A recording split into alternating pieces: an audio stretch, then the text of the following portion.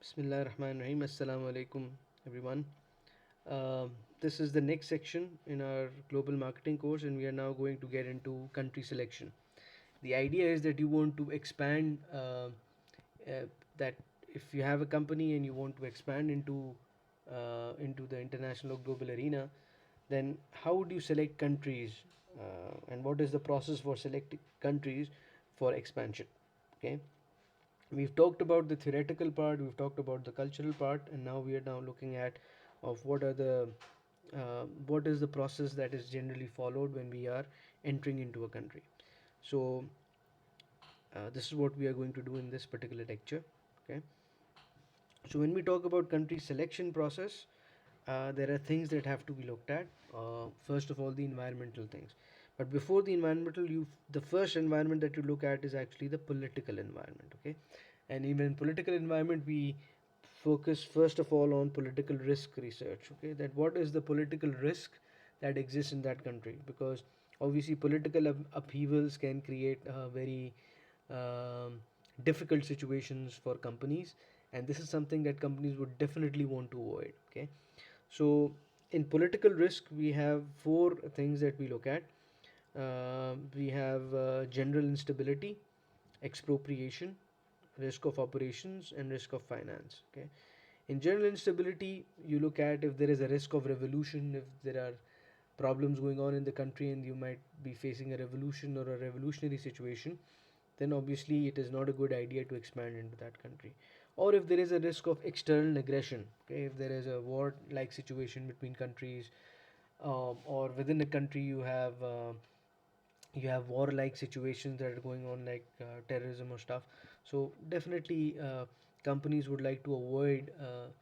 This will be the first thing that you look at, that you'd want to avoid, unless there are other more compelling reasons for you to ignore this. Okay, maybe if you're an arms and armaments company, then obviously this would become an opportunity.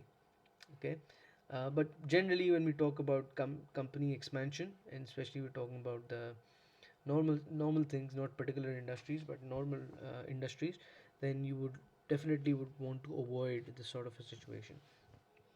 Then we have the second risk that we look at is risk of expropriation. Okay, expropriation is the opposite of appropriation.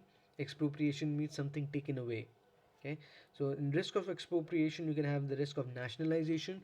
Maybe if there is some political change in the country where you have more of a socialist leaning governments that are coming in, and in order to like provide um, uh, well there are different. I don't want to go into too many terms here. Like they have a populist regime, or a populist regime comes in that is more liberal, that is more pro citizens, that wants to give benefits to the citizens. Okay, and is wants to like reduce the effect of capitalism a little bit. Okay, so they might nationalize some industries, or if it's a complete revolution, you have a socialist regime coming in, or a socialist revolution that happens, or a communist revolution that happens. Okay, or more populist revolution that happens, that wants to give benefits to people rather than to corporations. Then there might be a risk of nationalization, and that might not be very positive for a company to enter into a country where there is a high risk of nationalization. And at a lower level of that is contract revocation. Maybe it's not just complete nationalization, but the projects that are running in that country, they might halt those projects because of the political affiliations, or political mantras, or the political ideologies that a government is coming in with, or the government has. So it might some unpopular projects might get contract revocations, or unpopular companies might have licenses cancelled, or things like that. So if this sort of a risk is existing, okay, then obviously this is something to be careful of, and something to avoid. Okay, then the third one is risk in terms of operations. Okay, in risk in terms of operations, we can have maybe import restrictions are there, due to maybe because of economic or political or social or technological triggers. Okay, that might be existing in that country. or if they are coming up with local content law rules. They have rules where you have to like develop the local industry, and because of that, foreign companies operations might be hampered. So that might be something that you look at. Then you can look at the taxes and export requirements, okay, that are there. If you look at all of that, these, then taxes and export requirements, if the tax regime is becoming much more strict, or and it is difficult for you to like repatriate your difficult, or the tax rates are going up, and because of that your profits are going down, then obviously that will have an impact on the operations. As well as if you are in that country for re-exporting from there, or and you're just there, you probably, the local market is not that attractive, but the position of the country, or the environment that is given there in terms of financial benefits and resource benefits are there, and local market may not be that attractive, but from there it's a good location for you to export to other places. And if the country, government of that country in question is more inclined towards putting in some tough export requirements, okay, then obviously the company would consider it, okay. It might be because of environmental concerns, it might be because of political, social, technological concerns, whatever the concern would be. But if this sort of a risk is there, then definitely it is advisable to avoid this sort of a situation, okay. Or the last one here is you have risk in finance, okay. Like you have repatriation restrictions. Some countries might force foreign companies not to, well, they might completely restrict them from taking away their profits into their countries of origin or into their headquarters, okay. Or they might have some rules or restriction that certain percentage can be taken out in a given year, and certain percentage cannot be taken out in a given year. So that might be an issue for a company, and especially if you look at it at this point in time with all these trade wars going on, okay, this is a real issue that is happening.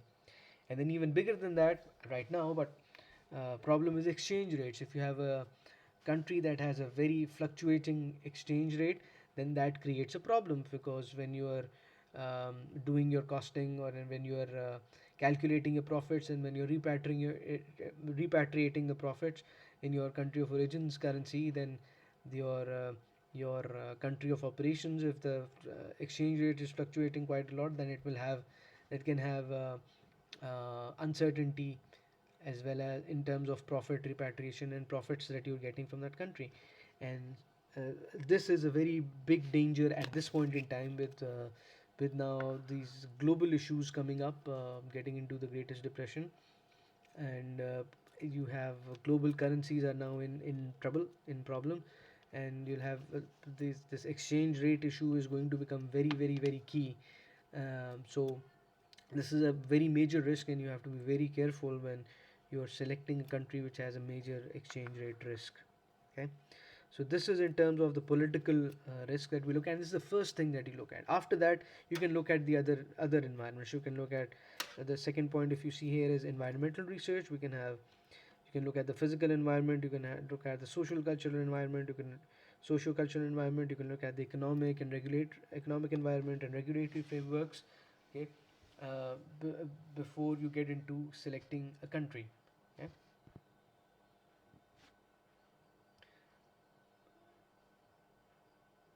Okay. Now, there is a whole sequence to the selection process, but these were the preliminary things that you look at. The main thing in terms of political risk that you look at, if you have I mean known countries which are having these problems, so obviously you will not be looking at them. But then we have a selection process, okay. uh, there's a selection process that is given here in this slide. If you look at, we have in the selection process, in an organized selection process, we'll probably first of all have country identification, okay. Then we have preliminary selection, then we'll have in-depth screening, and then we'll have final selection, okay. I'll just go over this, give you an overview of all of this. In country identification, we obviously look at the country, the region, the trading bloc, okay, We have different regions of the world. Obviously, the world is divided into different regions, and if you can see, well, it's a small little map there, but the world is divided obviously into different regions other than the continents. Okay, and these are a good division is based on, well, there are some historical things as well. For example, if we talk about East Asia, if we talk about Southeast Asia, if we talk about the subcontinent, we can have regions like the Middle East. Okay, we have Central Asia. Okay, we have Eastern Europe, we have Western Europe, we've got Northern with the Scandinavia. In Africa, we have the Saharan African countries, and we have the Sub-Saharan African countries. Okay, then we have the Southern African region. Okay, in South America, we have the Andes region, the Amazon Basin region. Okay, then we have the southern region. Okay, and we have the eastern side, which is like Chile and in Australia, well, Australia we take as one, but even in Australia, we've got Western Australia, Southern Australia, okay, the center, which is the desert and all of that. In America, we have in the American continent, North American continent, we have obviously we have the we have different regions obviously, but you have the NAFTA region, and then you have the Latin American region. Okay, the Latin American region, which is the Spanish speaking part of the North American continent, the smaller countries El Salvador, Costa Rica, like Port. So we have then we have the Caribbean region, like we have Puerto Rico, we've got Jamaica, we've got Cuba.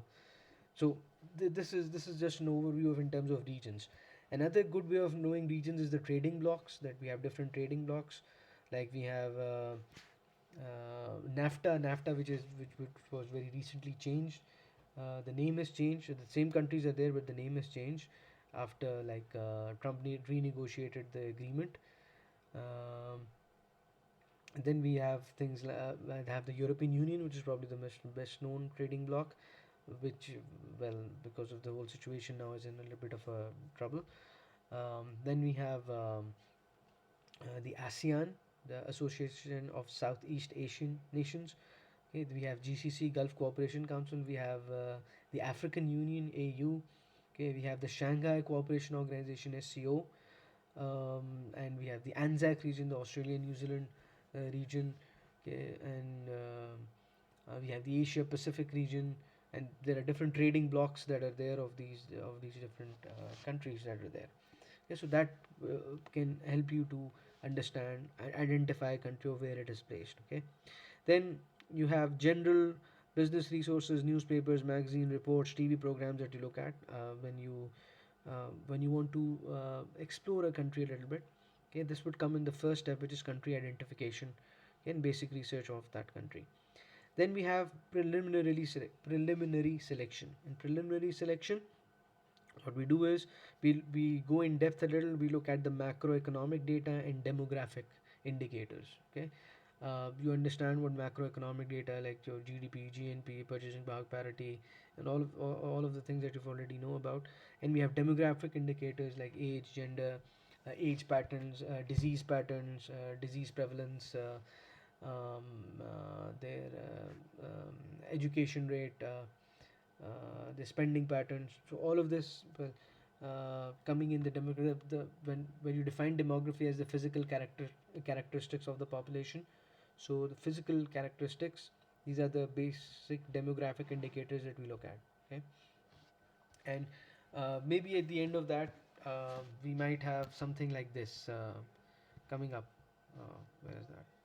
Yeah, you might have something like this coming up, like maybe at the end of preliminary selection, you might uh, you might have a framework that you might develop in terms of, you can look at growth potential and competition, and based on that you can create country clusters. Okay, instead of that, this is just a general conceptualization. Maybe at the end of preliminary selection, you might have you may not have competition or growth potential. You might have a because of macroeconomic indicators. You might have some other indicators that you might use here. Okay, but in general, you can just look at the basic research that you do. You will be able to form this the idea of growth potential and competition, and based on that, you might create country clusters. Okay, and based on those country clusters, then you can focus on and go in depth. Okay, for example, in this example we have on the y-axis we have growth potential, 0 is low, 10 is high, and in competition we have 0 is low and 10 is high. And you look at that maybe for for a particular company, let's say a pharmaceutical company, they were able to pharmaceutical company doing its preliminary research. Okay, they got this particular they formulated these company clusters based on this framework. Okay, um, so this is what you might be doing in the middle, or you might be doing this at the end as well. Okay, when you get to the final selection stage, then we have in-depth screening. In in-depth screening, you go more into depth. You look at the, you identify the market that exists. The marketing elements of things will come up here. You identify the market, look at the market profile, look at the market size, market growth, the competitive intensity or how competitors are doing there. What are the trade barriers that exist? You can look at industry associations. What is the industry? What are the who are the members of the association, and what sort of activity they are performing, maybe in terms of their reports, the industry reports that are coming out, or the issues that are faced by the industry. What are the issues that are being faced? Then you can also look at country specific reports. Okay, country specific reports. What are the specific what are the I mean, there are obviously there are different information agencies that create these country specific reports, like Gartner, like there are obviously different companies that are out there, and there are different research companies. So they're creating these country specific reports that you can look at and see the country in depth, get a good idea about the country in depth. Okay, and maybe after this stage you might be following that, you might be creating that framework. After that, then in the end you come to final selection, and in final selection it definitely is personal experience. Okay, without personal experience, without sending people, without going there and having a feel of the country, because again, this is where culture becomes important, and this is where culture is going to come in. Okay, so you have to have a personal experience of how life is there, what are the cultural things that are there, and how would your operations be placed, where would your operations be placed, how would you be getting the human resource from there, and how would you be getting the factors of production. Okay, what would be your distribution channels, what would be your alliances that you might be creating. Okay, so all of this is can only be done if you have get a personal experience and you get a cultural feel of those particular countries. Then, okay, now to do that you might be sending your expatriates, or you might be hiring local human resource who will be able to support you, or who will be able to give you insight into how that the country or the countries in question are, and then based on that you will be making your final selections. Okay, so I hope things are clear in this. If there are definitely any questions, that I'll be more than happy to answer them. Good. Thank you very much. Have a nice day.